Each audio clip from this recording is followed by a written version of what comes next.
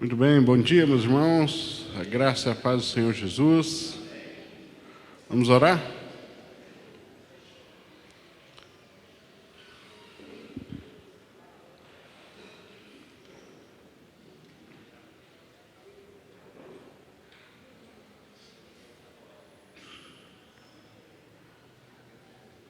Ok. Bárbara, pode orar por gentileza? Obrigado.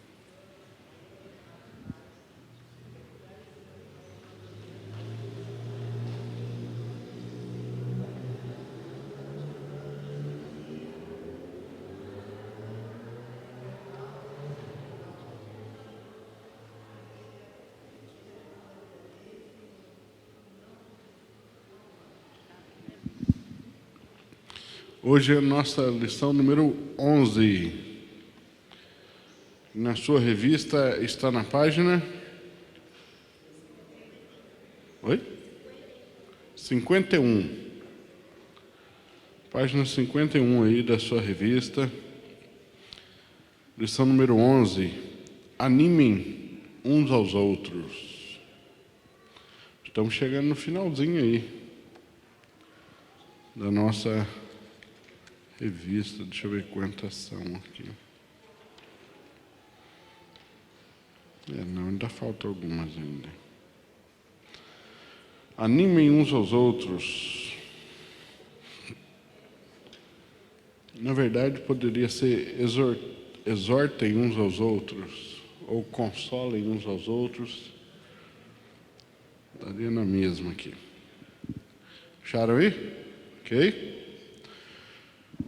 Então nós vamos ler o texto aí de Hebreus capítulo 3, versículo 13.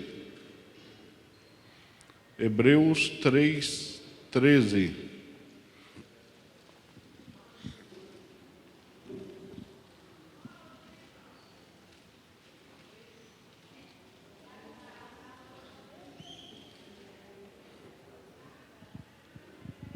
Quem pode ler para a gente?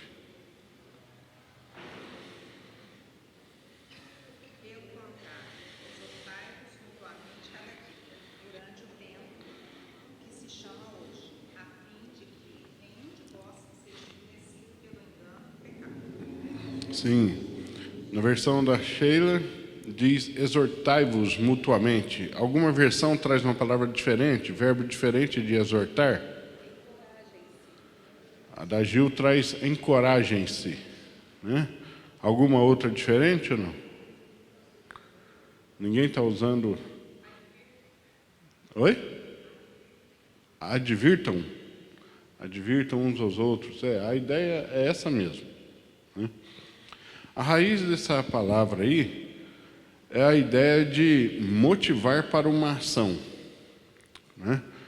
De exortar, de animar, de advertir, no sentido de imputar ânimo para uma tomada de decisão ou para uma ação.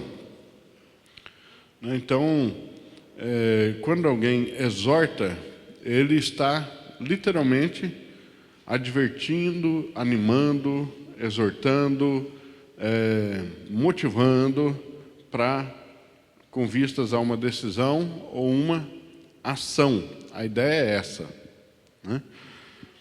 Então, hoje nós vamos falar desse ministério da exortação. O ministério da exortação, ele não pode ser confundido. Então, a ideia da gente acionar alguém com a ideia de motivá-lo para uma ação ou para uma decisão não pode ser confundida com a ideia de ordenar, né? A ordem é uma coisa diferente da exortação. A ordem, ela é inquestionável. A ordem não abre espaço para debate.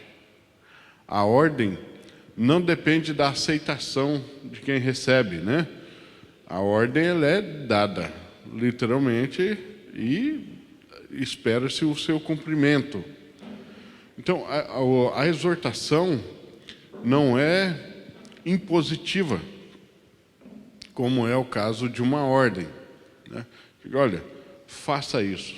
Isso não é exortação, isso é ordem, né? A exortação é aquela palavra que tenta motivar essa ação, mas ela não ordena a ação, né? A ordem ela é impositiva.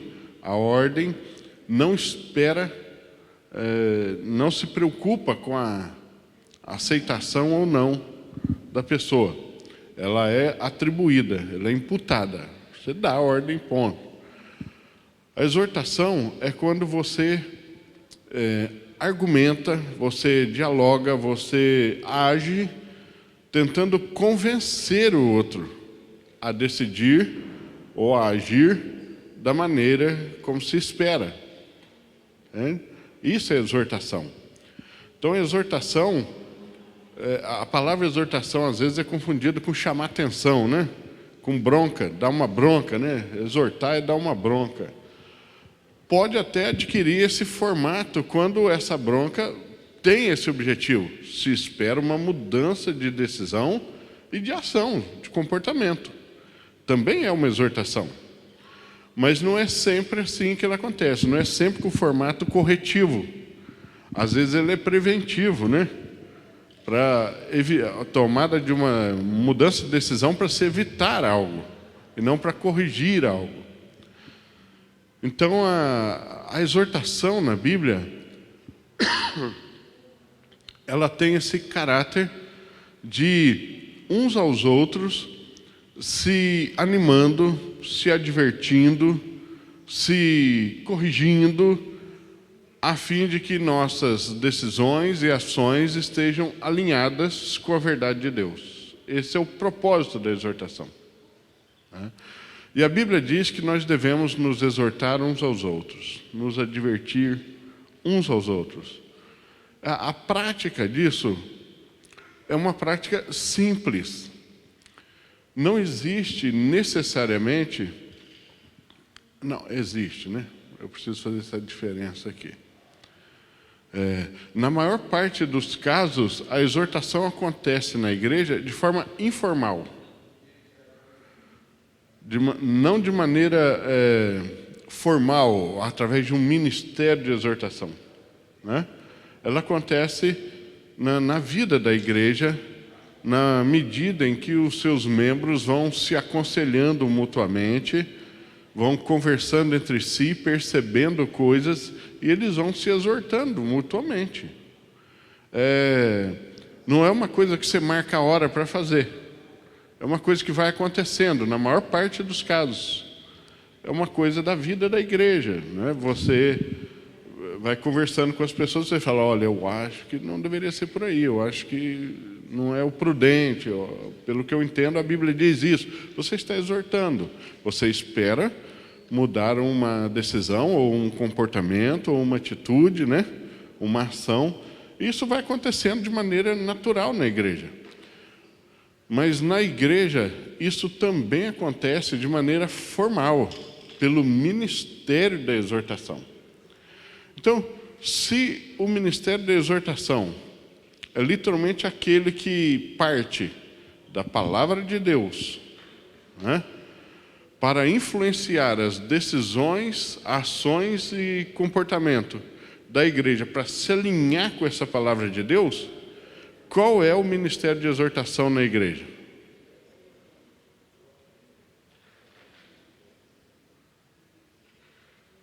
Nós temos ministério de exortação aqui na Central?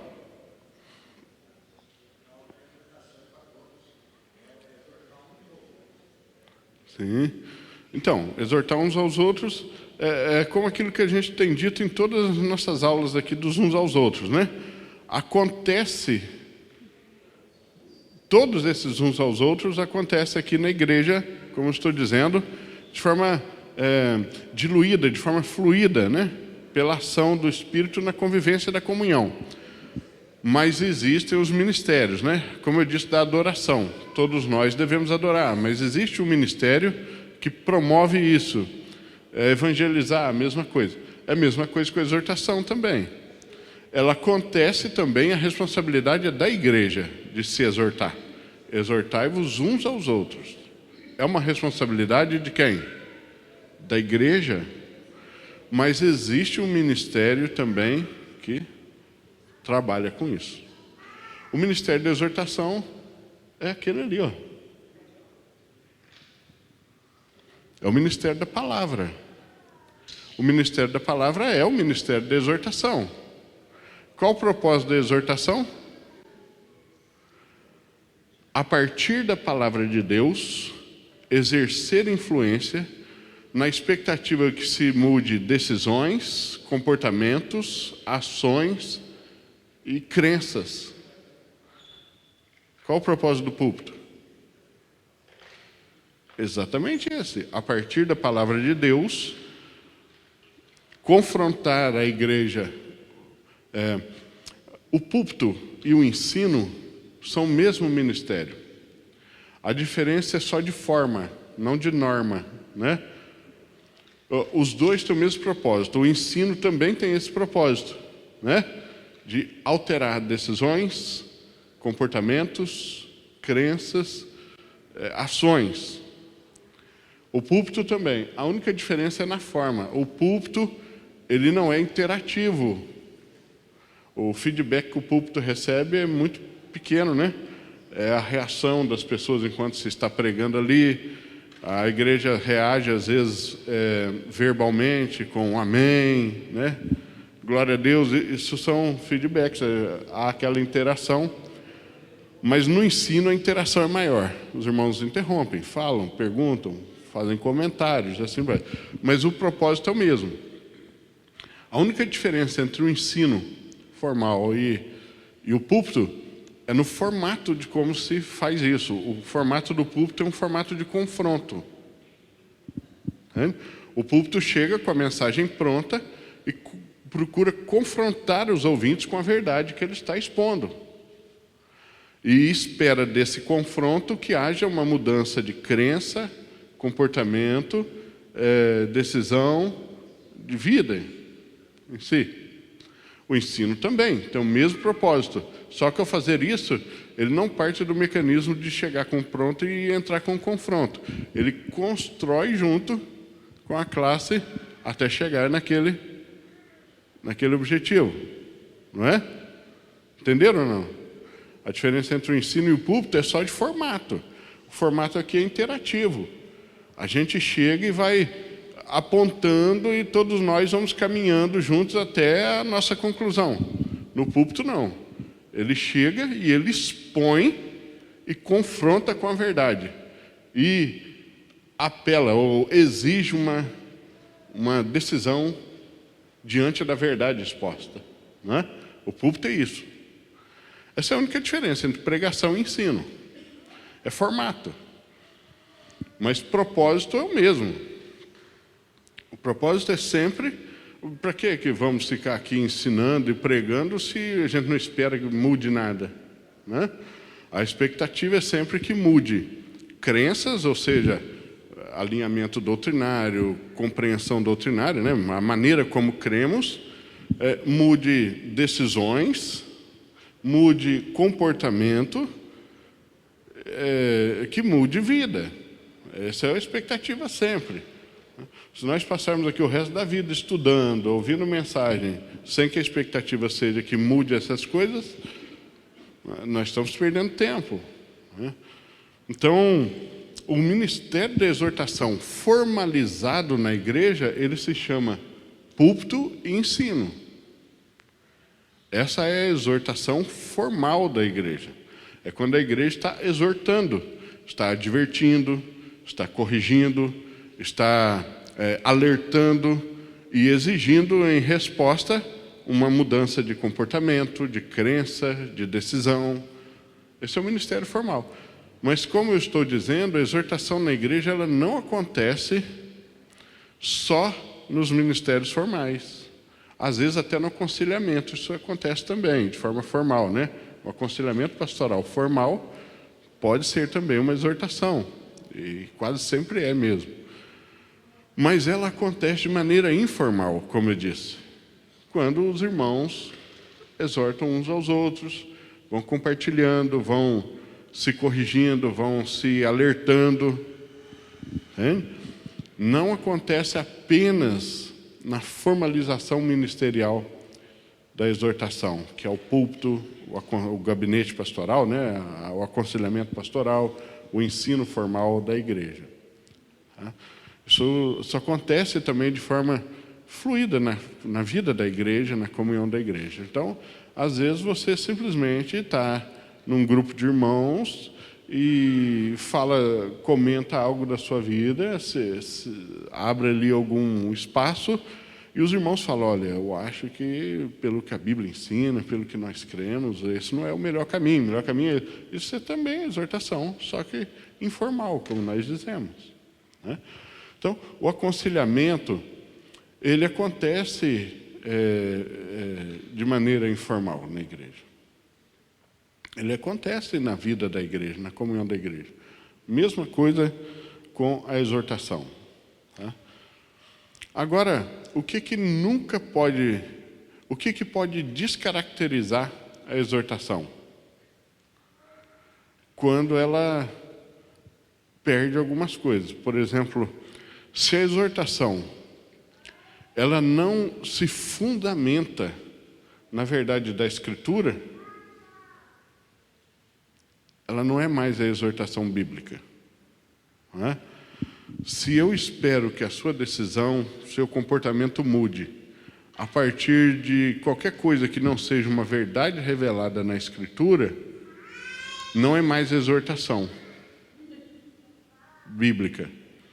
Isso é formatação, né? Eu estou tentando formatar você de acordo com o meu gosto, entende? Eu quero criar uma cópia de mim. E o nome técnico para isso é legalismo. O legalismo é quando eu não quero que a pessoa seja parecida com Cristo, eu quero que ela seja parecida comigo, que ela tenha os mesmos gostos que eu, que ela pense como eu, né? Que ela faça como eu, que ela vote como eu. Mas esse não é o propósito da exortação bíblica. O propósito da exortação bíblica é fazer com que as pessoas creiam como Cristo, pensem como Cristo, sejam como Cristo.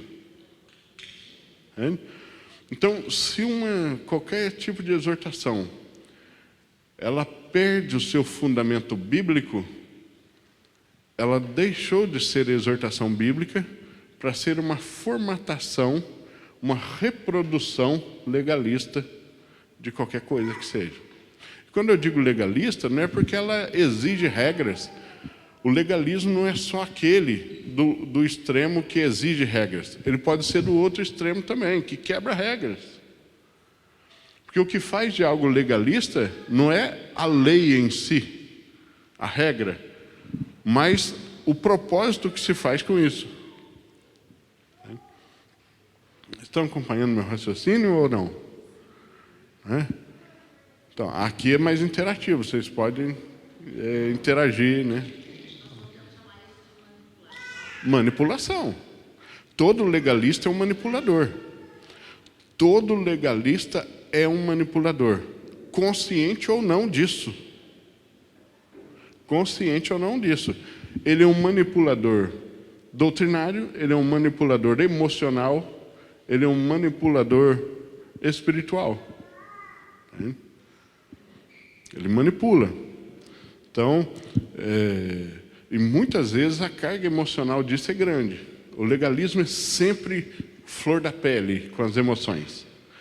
Todo ambiente, toda pessoa, toda perspectiva legalista de qualquer fé, especialmente a cristã, sempre terá os 5 sentidos no superlativo. Sempre baseará mais no que eu sinto, no que eu vi, no que eu ouvi, no que eu senti. Por quê? Porque quando você atribui essas coisas, você encerra qualquer tipo de argumentação. Então, se eu estou ali discutindo a respeito de uma verdade lá, de uma doutrina, eu penso isso, isso, isso, eu penso isso, isso, isso, e a pessoa disse assim, mas Deus me disse, acabou a discussão. Entende? Ué, se Deus disse para você, ali acabou o debate, não tem como prosseguir. Entende? Ou quando a pessoa chega e fala assim, pastor, eu queria marcar uma hora com o senhor para tirar uma dúvida, pode ser? Podemos, marcamos. A pessoa chega lá, a primeira coisa que ela fala, ela marcou para tirar uma dúvida, foi o que ela disse. Mas ela não chega com dúvida, ela só chega com certezas. Entende? Ela já chega com tudo decidido e só quer que você assine embaixo, que você aprove, para a consciência dela não pesar. Entendeu? Então ela já chega com tudo decidido. Aí ela chega e fala assim, pastor, eu estou para fazer isso aqui, eu vou mudar de emprego, vou me divorciar e fazer isso aqui, eu queria saber o que o senhor pensa. Eu falei, eu não penso nada, você já chegou com tudo pronto. Eu não tenho o que pensar, você já chegou aqui dizendo, vou me divorciar, vou mudar de emprego, vou fazer isso. Ué, não sei por que nós marcamos aqui, você só veio me informar? Entende? Porque você chegou com tudo decidido, você só está com a consciência pesada, porque sabe que está errado, e quer que o pastor aprove para você dormir tranquilo. É só isso que você quer. Você está em busca de uma aprovação emocional para as coisas que você já decidiu fazer. Ninguém vai tirar você disso mais. Você já está decidido. Então, muitas vezes, o que isso é? Isso é uma manipulação emocional. Consciente ou não disso, o que a pessoa quer é só uma aprovação.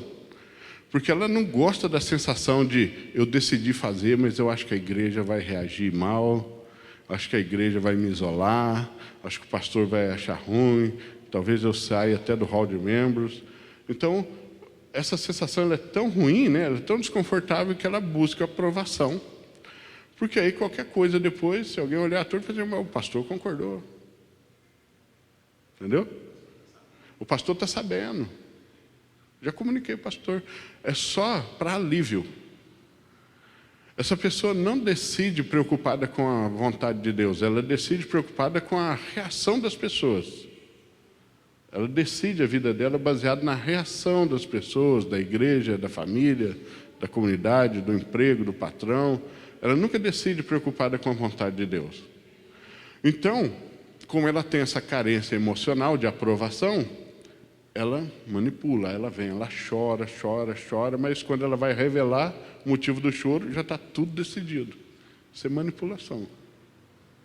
Entende? Ela manipula a circunstância para obter aquilo que ela acha que precisa, a aprovação. Entende?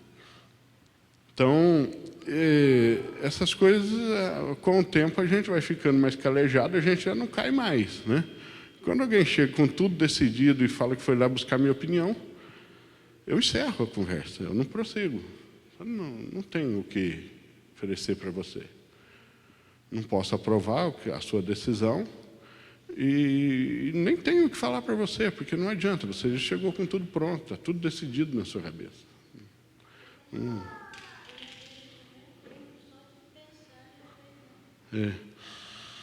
Então, assim, e há aqueles que realmente vêm e falam assim, pastor, essa é a situação, eu não sei o que fazer, eu realmente quero uma orientação, né?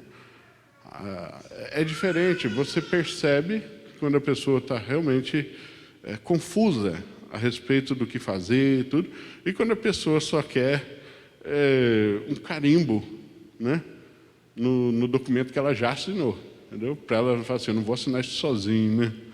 Quero que o pastor assine junto, entendeu? Pastor, mas eu entendo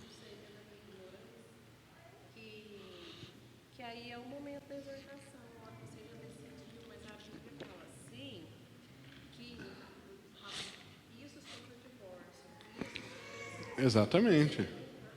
Exatamente, mas quando a pessoa chega assim, ela já sabe disso. É por isso que ela espera uma aprovação além dela. Porque se ela soubesse que está decidindo de acordo com a Bíblia, ela não teria necessidade de aprovação de alguém. Entendeu? Ela está em busca da aprovação de alguém exatamente porque ela já sabe que aquilo não é bíblico, que aquilo não é a vontade de Deus. Por isso é que ela tem a carência de que alguém aprove. Porque no fundo ela já sabe que está errada. Como ela já sabe que está errada, ela sabe que não é bíblico, ela sabe que Deus não gosta, então ela fica necessitada de alguém com autoridade para entrar nessa com ela. Aí ela busca essa aprovação. E normalmente vai ser o pastor. Entende? Então ela vai lá, porque né, a pessoa, acontece muito, a pessoa chega assim e fala, pastor, vou conversar com o senhor aqui rapidinho. Conheci uma pessoa. Aí eu fico feliz, né? Pessoal, que bom, né? Estamos orando há 30 anos, né? Para a pessoa desencalhar. Chegou e disse, conheci uma pessoa. Eu falo, que bom, de que igreja? Daqui mesmo? Não, olha, não é crente. A pessoa já sabe que não é bíblico, sabe que a gente não apoia, sabe que a gente não vai fazer o casamento. Ela já sabe disso tudo, porque ela está aqui há muito tempo, ela já conhece a nossa postura pessoal e conhece como a gente entende que a Bíblia ensina. Mas, como ela sabe disso, ela precisa arrumar uma justificativa para nos convencer a apoiar. Olha, não é crente não, mas a família, pastor, é excelente. A mãe é uma crente muito boa, o pai é um crente muito bom, o irmão é diácono. Ele não é ainda, mas a família é uma pessoa trabalhadora. Ele tenta arrumar justificativas para convencer a gente a abrir uma exceção, entendeu? E apoiar a decisão. No fundo, ela já sabe que não vai acontecer, mas ela tem essa necessidade, então ela tenta. Não, ela já tem, né? Então, ela vem. Isso não é que ela maquina isso com a mente. É a necessidade emocional do coração. Ele vem em busca dessa aprovação. Não vai achar.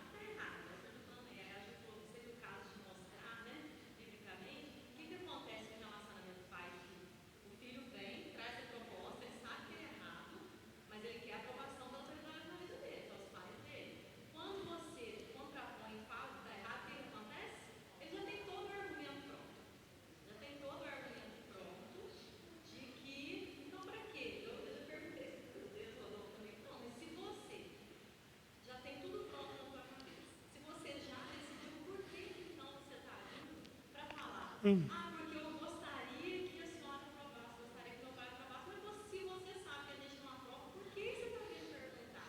Na verdade, é essa coisa mesmo, essa carência de ter uma autoridade. É a aprovação. É a consciência pesada buscando alívio. Entendeu? Acontece das pessoas tomarem decisões erradas por ignorância bíblica. A gente entra e tenta fornecer aquele buraco que ficou ali do conhecimento, da verdade bíblica para ver se muda. Mas, normalmente, quando a pessoa já está decidida, é difícil mudar. É difícil mudar, entendeu? Mesmo que você abra a Bíblia de novo, explique de novo, ela já está decidida. Então, assim, raramente isso muda. Né? O nosso papel é fazer até onde depender de nós para que mude. E a gente faz. Mas, normalmente, a pessoa já está decidida mesmo. Né? Não adianta o que você falar. Então,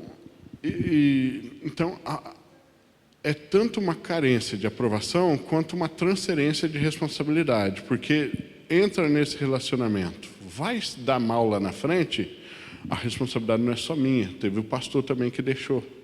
Entende? Eu não sou responsável sozinho. Entende? Ou não. Aí se deu mal lá. Né? Uma pessoa, teve uma vez que uma pessoa entrou em contato comigo, me passou um áudio e falou, pastor, eu estava numa aula sua na EBD, o senhor falou sobre perdão, e eu queria confessar, eu não consigo perdoar meu marido. Meu marido me trai, meu marido é isso, meu marido é aquilo. Eu falei, puxa, que pena, né? Que situação difícil. Eu falei assim, você está casado há quanto tempo? Tem 3 meses. Você conhece ele há quanto tempo? Há 5 meses.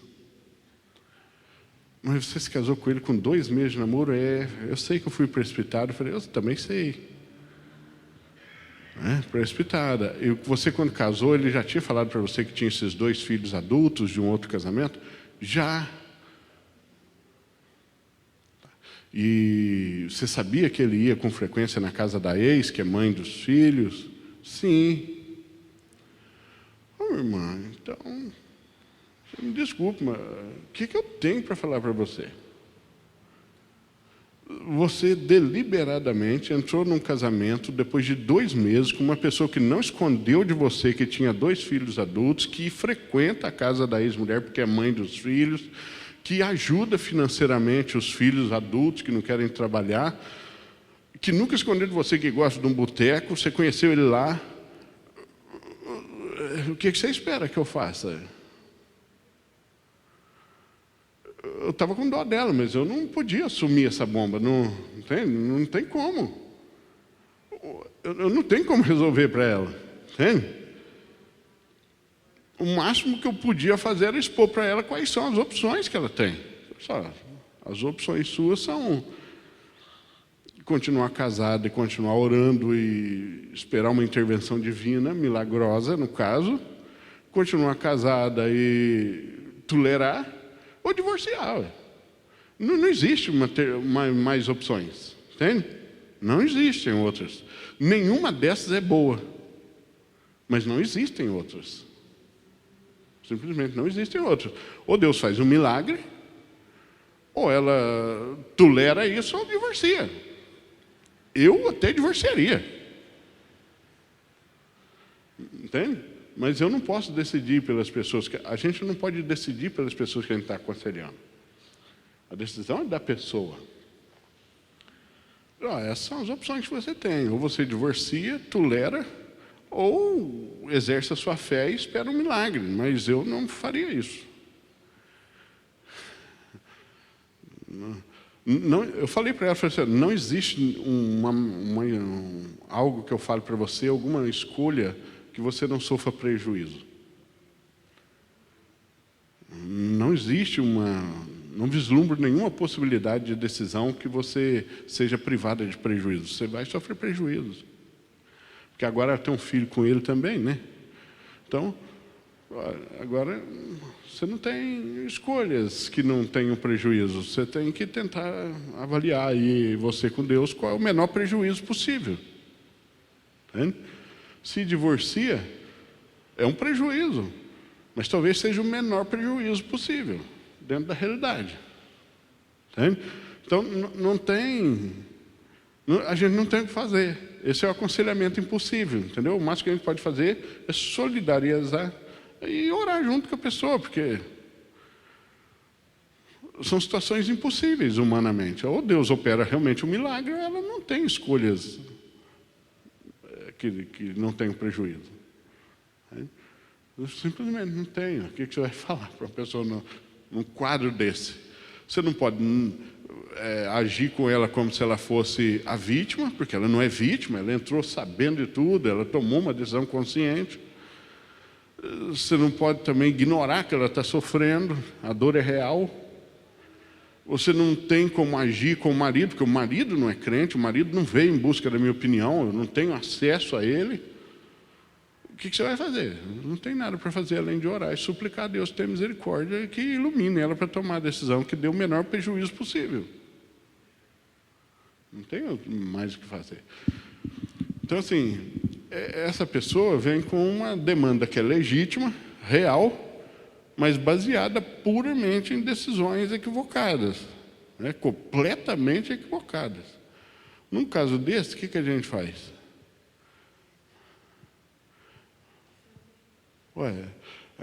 É aquela sinuca de bico, né? Nessa hora ninguém quer ser o pastor, né? Ninguém quer ser pastor nessa hora. Não tem o que fazer, simplesmente não tem resposta. E a pessoa muitas vezes sai frustrada quando sai sem resposta. Porque a ideia que se tem é a ideia da cultura que o pastor é o homem de Deus, ele sempre tem resposta, né? Mas não tem resposta. Então, numa dessa aí, se eu fosse Samuel ou Eliseu, eu ia falar para você ir no Jordão, mergulhar 7 vezes, a hora que você sair, seu marido está convertido, né? Mas não sou. Então.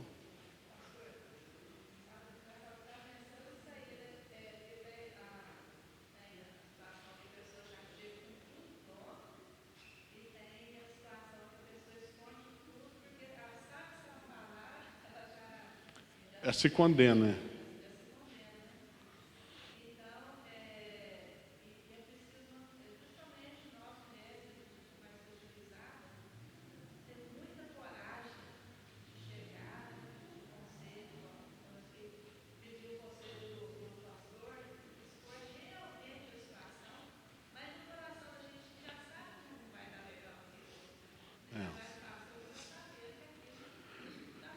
Exatamente. Aí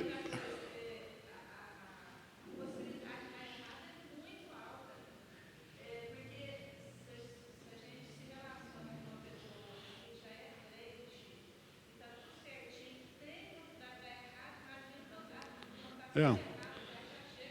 Então, o negócio é o seguinte, é igual, aconselhamento pastoral é igual consulta médica.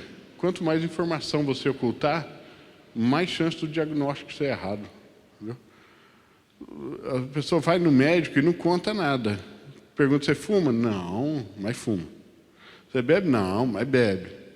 Aí o médico faz um diagnóstico, prescreve um tratamento que não vai surtir o efeito. Né? Então, é a mesma coisa, só que aí a culpa é de quem? Se o médico fez todo o tratamento, a pessoa tomou o remédio exatamente como ele mandou, mas não sarou. A culpa é de quem? É a responsabilidade de quem? Normalmente a pessoa vai atribuir ao médico. Entendeu? Fui lá, consultei, paguei caro naquele remédio e não valeu de nada. Não é? Mas, assim... Agora, mesmo quando a gente tem acesso, porque aí o que diferencia é a maturidade da pessoa que está buscando aconselhamento. A pessoa que é mais madura, ela sabe que não adianta esconder, porque ela pode esconder do pastor, mas ela não esconde de Deus. Né? E mesmo quando ela é franca, ela realmente reconhece, ela se abre mesmo, o pastor, às vezes, não tem muito o que fazer, porque tem situações que são assim. O enrosco é muito grande. Não há nenhuma perspectiva humana de solução sem prejuízo. Então, às vezes, o correto é você, quando isso é possível, orar por um tempo com a pessoa em buscar em Deus uma solução, porque você não tem uma palavra imediata para dar numa situação desse naipe aí, desse tipo de circunstância. Algumas coisas é evidente a solução para a gente, você já fala ali na hora, mas nem sempre. Aconselhar é uma das tarefas mais difíceis que tem. Mas o pastor, eu penso assim também que muitas das vezes que as pessoas procuram assim, o pastor, acho que é um costume assim, cultural, porque já vem daquela cultura assim, digamos, católica, por exemplo. Ele se confessa, vai lá, tem aquele costume de ir lá confessar com o padre. E depois que a pessoa vai lá, confessa com o padre, ela sai de lá Aliviada. É.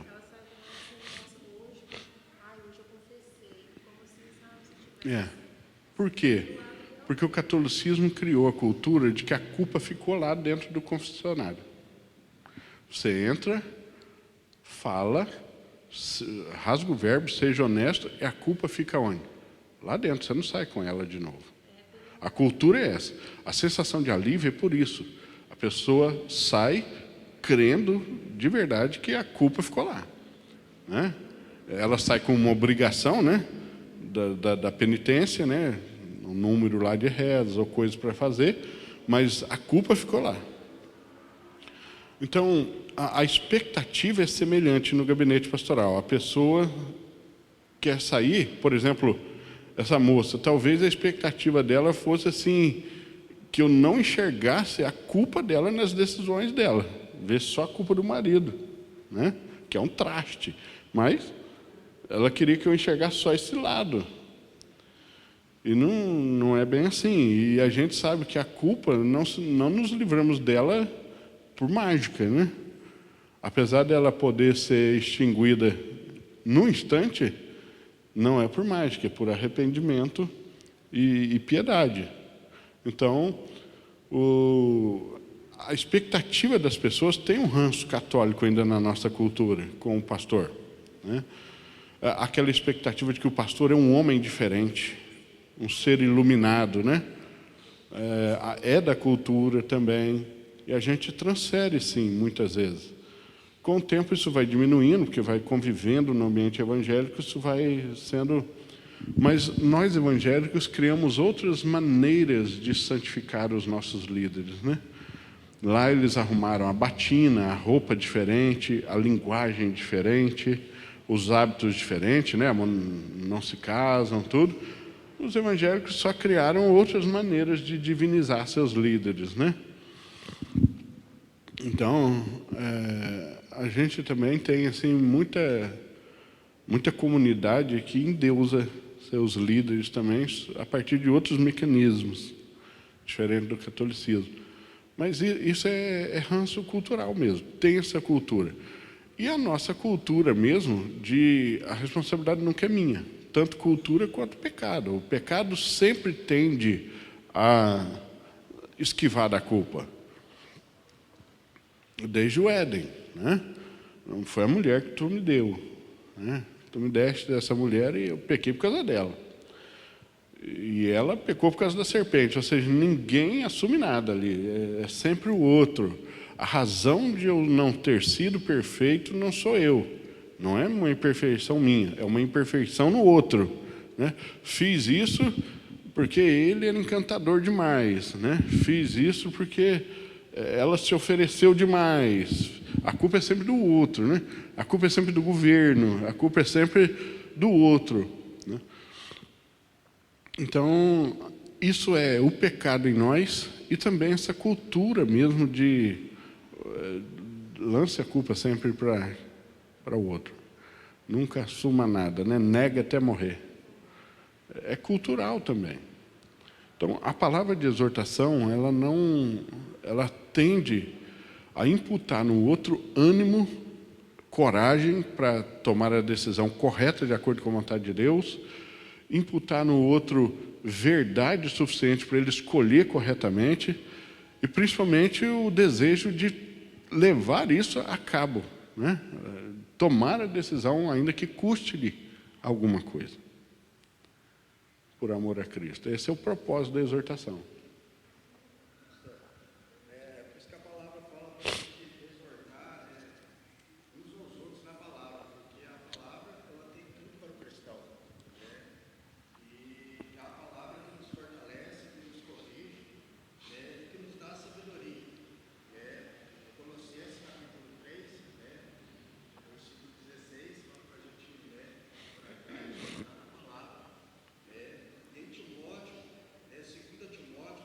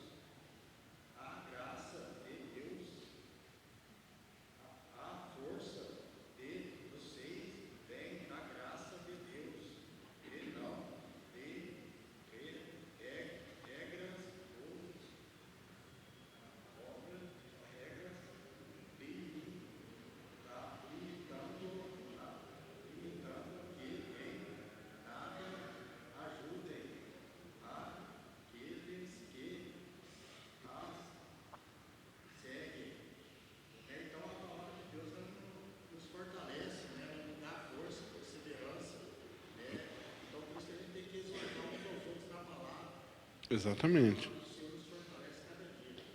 É isso mesmo. E como o apóstolo disse aí nesse texto, ela é o conteúdo da exortação, né? A palavra de Deus é útil para o ensino, correção, exortação na justiça. Então, toda exortação tem que acontecer a partir do conteúdo da Escritura, né? Toda a palavra de Deus que é útil para isso, a fim de nos aperfeiçoar. Amém? Alguém quer comentar alguma coisa? Perguntar alguma coisa? Não?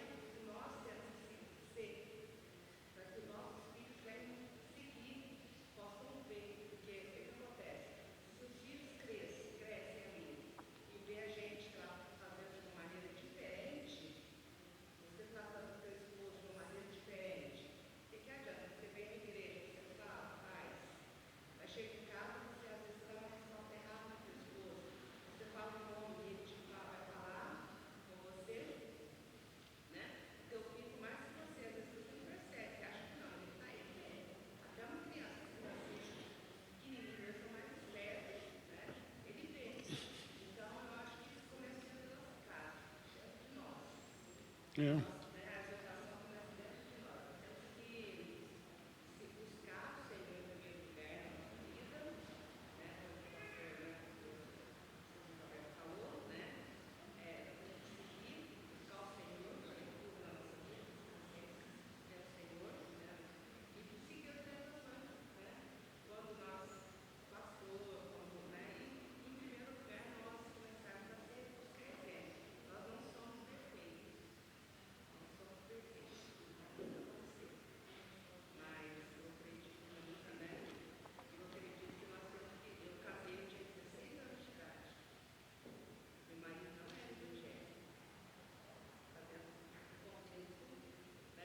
Uhum.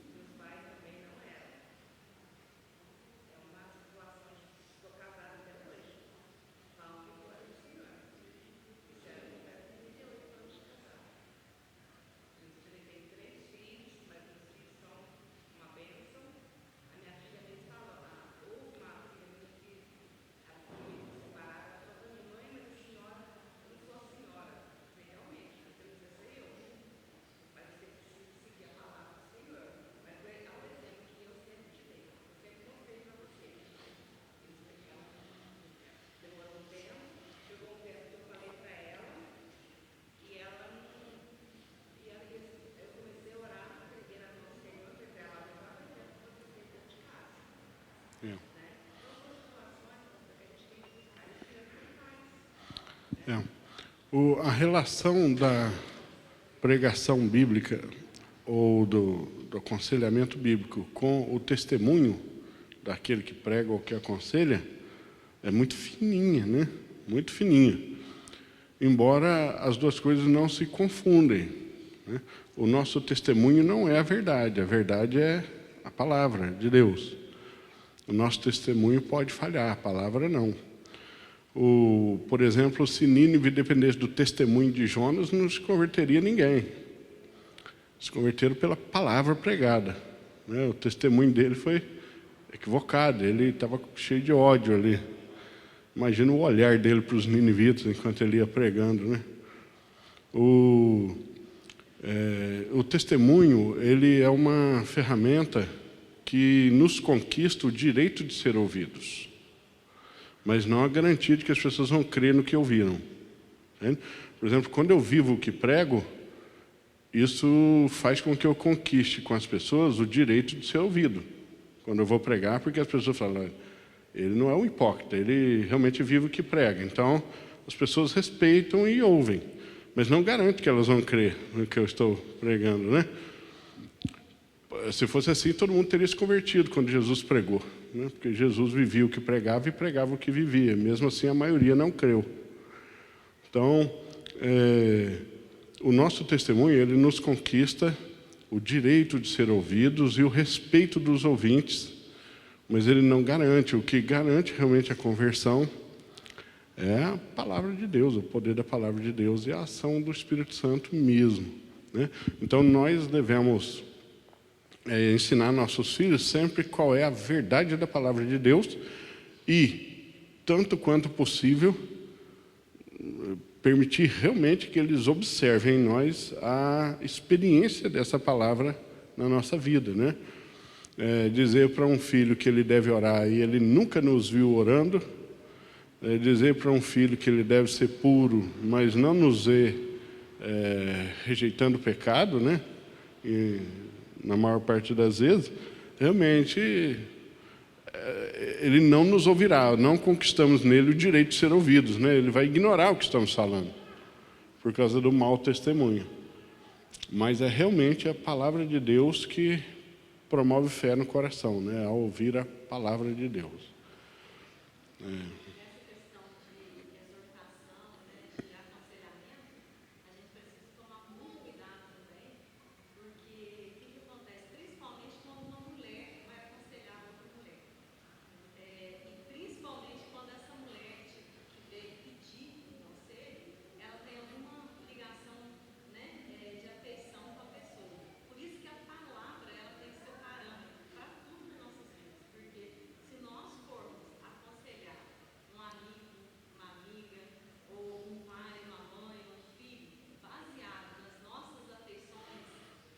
A gente sempre vai tomar as dores, né?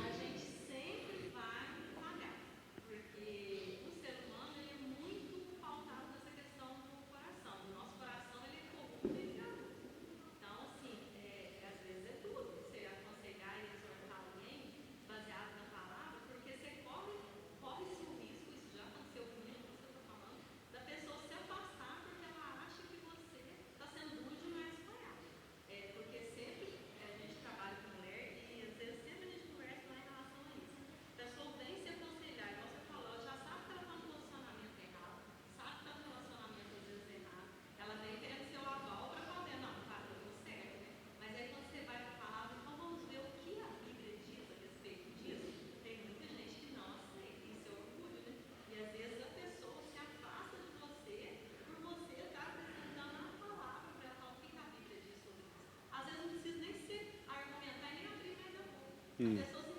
assim que você pensa? Fala, não, eu não penso assim. Quem pensa assim é o dono das nossas vidas, que é o próprio Senhor. Pode haver esse tipo de confusão. Uma vez eu tive uma experiência que me deu um misto de ruim com bom.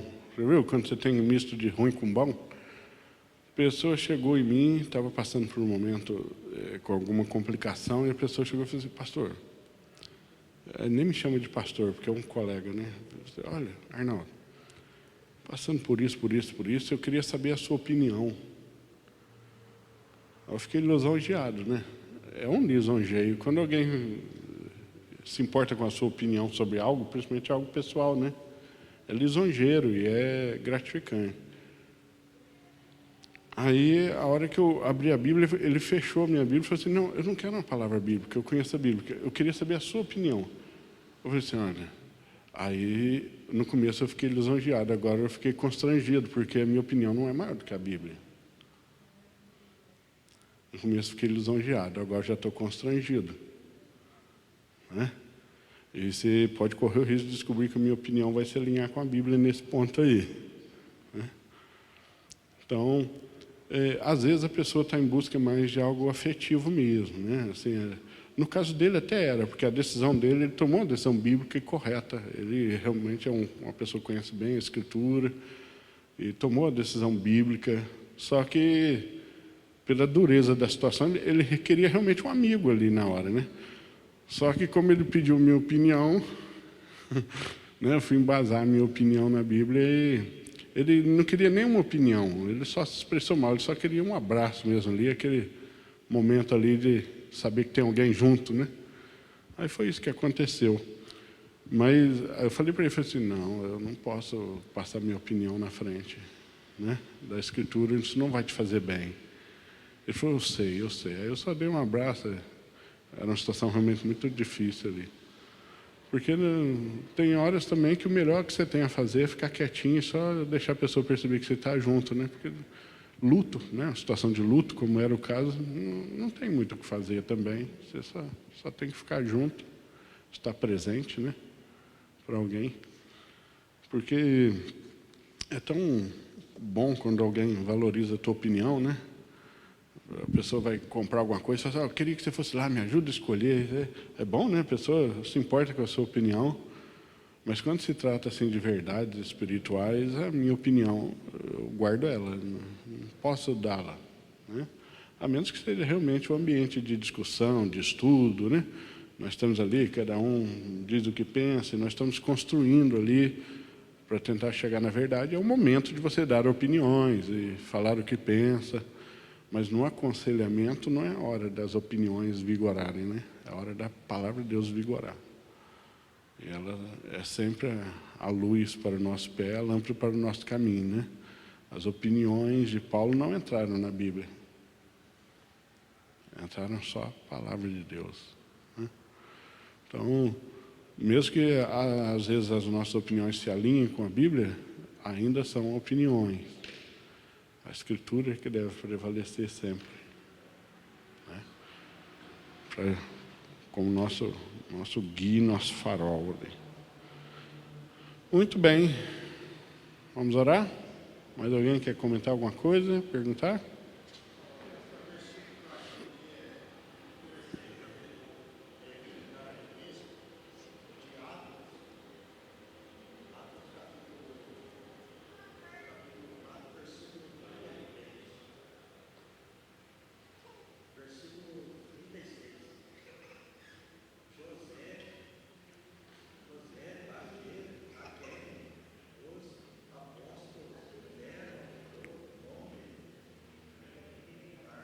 Barnabé,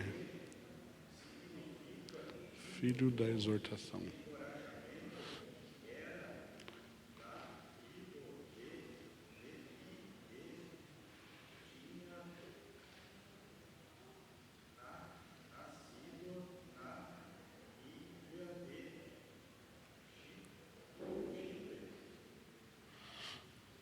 Barnabé significa filho da exortação, filho da exortação, né? Foi o nome que os apóstolos... Era um apelido, né? Barnabé, a gente acha que era o nome, mas era um apelido. Ele chamava José. Né? Os apóstolos começaram a chamar ele de Barnabé. Todo nome hebraico que começar com Bar, você sabe que é filho de alguma coisa, né? Barsabás, Bar Jesus, Bartimeu, né? Bartolomeu. É sempre filho de alguma coisa. Então, o Barnabé era o filho da consolação, o filho da exortação. Porque ele era sempre aquela pessoa que estava animando os outros a ficarem firmes, né? Mais à frente vai dizer que ele foi na igreja de Antioquia, foi enviado lá pelos apóstolos. Ele passou um ano lá, a Bíblia diz que passou um ano exortando os irmãos a permanecerem firmes. Né? Ele tinha essa característica aí. Era um homem muito interessante, o José.